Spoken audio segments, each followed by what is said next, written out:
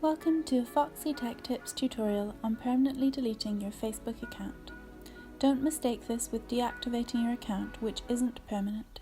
If you are just looking to deactivate your account, then check the video description for that tutorial.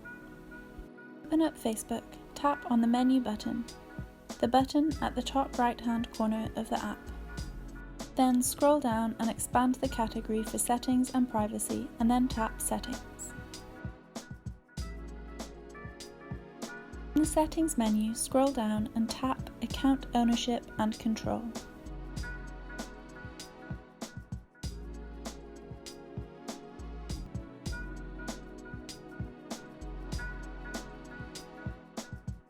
Now select Deactivation and Deletion.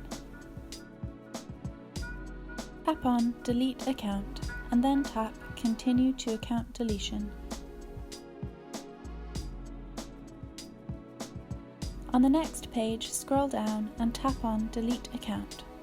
You will now need to enter your Facebook password to continue.